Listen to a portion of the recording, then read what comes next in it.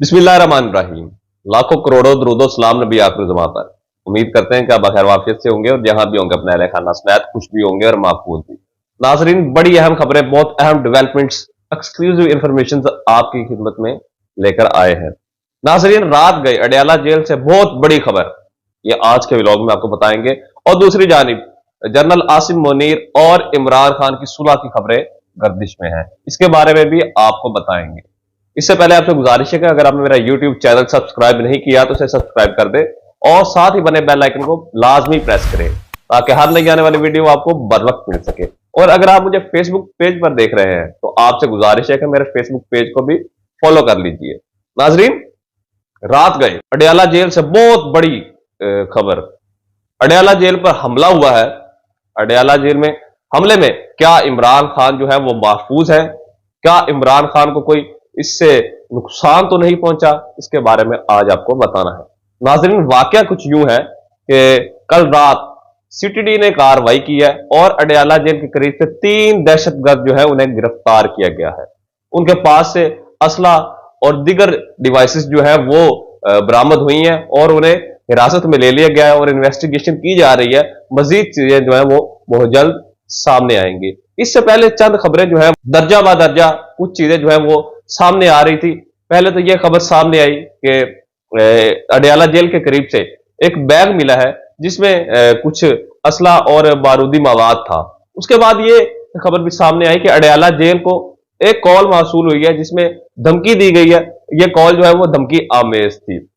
उसके बाद ये कार्रवाई की गई है और 3 जो दहशतगर्द है उन्हें अपने तहवील में ले लिया गया है और उनसे इन्वेस्टिगेशन की जा रही है। और इन 3 जो दहशतगर्द है इनका ताल्लुक अफगानिस्तान से बताया जा रहा है। अब इसमें क्या इमरान खान साहब जो है उन्हें कोई नुकसान तो नहीं पहुंचा? तो इसके बारे में आपको अपडेट करता जाऊं कि इमरान खान साहब जो है इनको कोई नुकसान नहीं पहुंचा।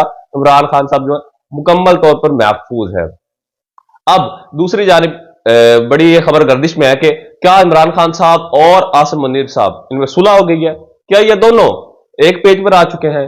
तो इसके अकॉर्डिंग आपको कुछ अपडेट्स जो है वो देनी है। बज़ाहिर ये लग रहा है कि आसिम मुनीर साहब और इमरान खान साहब के दरमियान जो दूरियां हैं ये कम होना शुरू हो गई हैं। पहले तो इमरान खान साहब ने ये मामला जो है इसे मुज़ाहमत से हल करने की कोशिश की और अपनी स्ट्रीट पावर जो है, अपनी मैन पावर जो है, इसके बलबूते पर मामलात को हल करने की कोशिश की। लेकिन अब इमरान खान साहब जो है वो मफाहमत के जरिए इस मामलात को हल करना चाह रहे हैं और बहुत जल्द आप देखेंगे कि ये चीजें मफाहमत के जरिए हल हो जाएंगी। और ये मफाहमत का किरदार जो है वो सदर आसफ अली जरदारी साहब अदा करेंगे। आपको आइंदा आने वाले कुछ दिनों में ये चीजें होती हुई नजर आएंगी। GHQ से एक इलामिया जारी हुआ जिसमें कहा गया कि 9 मई के जो जिम्मेदारान हैं, जो लोग इसमें मुलव्वस थे, उन्हें कतई तौर पर माफ नहीं किया जाएगा, जिसकी तायीद इमरान खान साहब ने कल की। उन्होंने कहा कि बिल्कुल 9 मई में जो भी मुलव्वस थे उनको बिल्कुल माफ नहीं करना चाहिए, उनके खिलाफ जो है वो क्रैकडाउन करना चाहिए और उनके खिलाफ कानूनी कार्रवाई भी होनी चाहिए। इमरान खान साहब ने यह भी मुतालबा किया कि जुडिशल कमीशन जो है वो अब तक क्यों नहीं बनाया गया, इस पर जुडिशल कमीशन बनाया जाए और इंक्वायरी की जाए और CCTV फुटेज के जरिए इसमें मदद हासिल की जाए और जो इसमें मुलव्वस है उनको सजा दी जाए।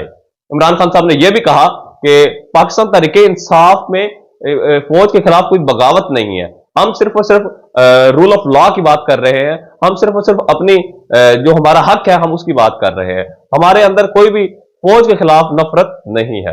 इमरान खान साहब ने कहा यह किसी भी कानून में नहीं लिखा हुआ कि हमारी जो रिजर्व सीट्स हैं वो हमें ना दी जाए, बल्कि दूसरी जमातों को, पीपल्स पार्टी और नून लीग को दे दी जाए। तो ये हमारे साथ ज्यादती की गई है। पहले हमसे बल्ले का निशान छीना गया और उसके बाद अब हमारी जो रिजर्व सीट्स हैं उन पर भी डाका डाला गया। तो ये हमारे साथ बहुत बड़ी ज्यादती की गई। मैं आपको एक बात बताता चलूं कि ये जो मामलात हैं ये मुफाहमत की तरफ क्यों जा रहे हैं, ये सुलह की तरफ क्यों जा रहे हैं, क्योंकि इमरान खान साहब ने मौलाना फजलुर रहमान साहब और दीगर सियासी जमातें जिसमें TLP भी शामिल थी, जमात इस्लामी भी शामिल थी, इनको एक पेज पर लाने की कोशिश की और इनके पास आपको पता है कि मैन पावर भी है, स्ट्रीट पावर भी है, उनके पास लोग हैं जो लॉन्ग मार्च में निकल सकते हैं। तो इमरान खान साहब ने इन सबको एक प्लेटफॉर्म पर लाने की कोशिश की ताकि एक पूर्ण तरीके से एक लॉन्ग मार्च किया जाए, धरना दिया जाए और जो हुकूमत है इसको चलने में दुश्वारियां पेश हों।